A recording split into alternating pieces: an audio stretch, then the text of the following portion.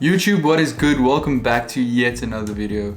So I actually almost missed this week's video, but luckily I remembered to make this video.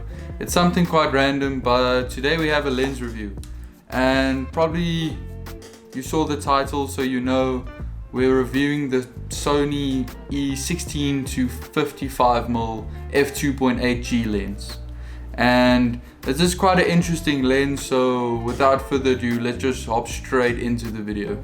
Okay, cool, so here you have it. This is the lens I'm talking about. It's quite a chunky boy, but this thing is quite nice. I cannot actually say anything else. I've been using it for a while. I did purchase it myself, so it was not sent to me, and I've been testing it out for probably the last few months. I think I bought it at the end of last year, so it's been a while since I used this thing, and I'm actually quite surprised. I usually used to work with the whole prime lens thing, swapping out lenses, and then I kind of was like, let me just get into something run and gun and just more easy and accessible to work with. And then I kind of stumbled on this thing. It is quite expensive. I think that's what makes it the controversial lens it is. Because it's an E-mount, you wouldn't expect something in that price class for a camera system like APCS. However, if you have the money or you're just looking for something really good and you prefer APCS cameras, you cannot go wrong with this lens.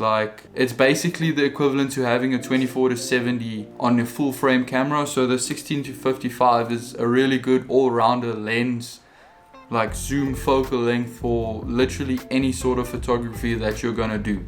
So I think that's one of the main reasons why I picked this up, because I just wanted that versatile length to just rock up with one lens and can shoot anything I want. The build quality on this lens is quite nice. Okay, so this lens is quite heavy. I think it's about almost 500 grams for an APCS lens, which is literally the same as the camera. So it's quite heavy, but it is made out of plastic, I think, but it has weathered the sealing, and for what it is, it's really built well.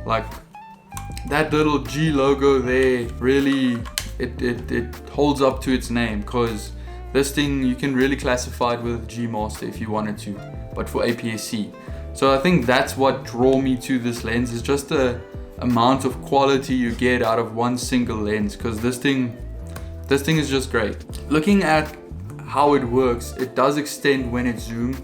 So with a constant aperture, it is quite cool for video. However, if you're gonna put this thing on a gimbal, it is quite a mission to balance it, because if you're gonna start moving and zooming around, you're gonna mess up. So it's quite irritating, but I found one cool trick is to kind of balance your gimbal right in the middle of the zoom range, so at 35mm, which is quite interesting, because if you just zoom in a bit or zoom out a bit, it won't really affect the balance of your gimbal that much. So that's a cool workaround if you want to plan on using this thing for video. It has a few buttons on the side. It has this customizable button that you can program to whatever fits your needs, as well as an autofocus to manual switch on the side, which really comes in handy when I do a lot of product photography. And for the filter size of this lens,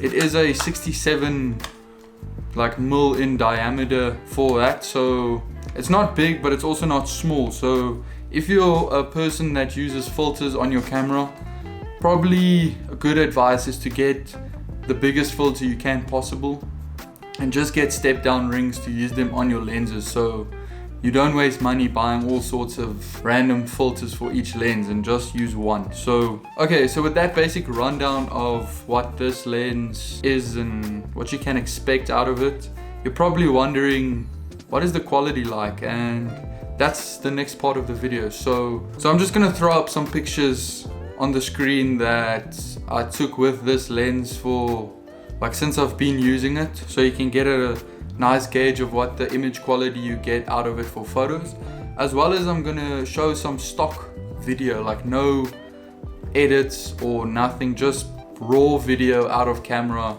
what you can expect with this thing on just a normal picture profile. Nothing crazy, just purely what you'll get. So with that said, let's just hop straight into that and we'll catch you at the end.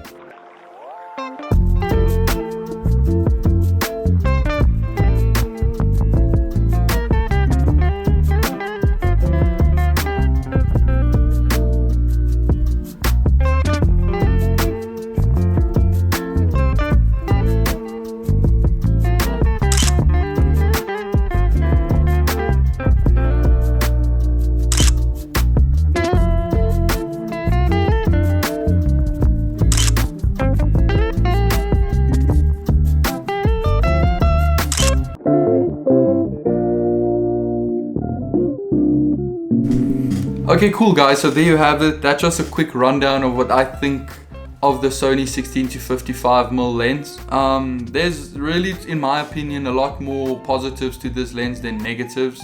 For me, the biggest negative would be the price, because if you're someone that's planning on going to full frame, this is probably not the lens to invest in, as it is quite expensive and you can really put your money somewhere else that will benefit you more into the future. But if you're someone that plans on sticking to APS-C and you enjoy the smaller form factor, but you still want to get great quality out of your camera, you cannot go wrong with this lens, and it's probably a good idea to invest in something like this. With that said, I really hope you enjoyed this quick little rundown of what I think of this lens. And if you really enjoyed it, please don't forget to like the video and maybe comment what you thought, or maybe we can start a conversation down there. So hope you enjoyed the video. Please don't forget to subscribe. I make a lot of content regarding photo and video stuff. So if you're into that thing, you know where to go. And I hope to see you in the next video. Peace.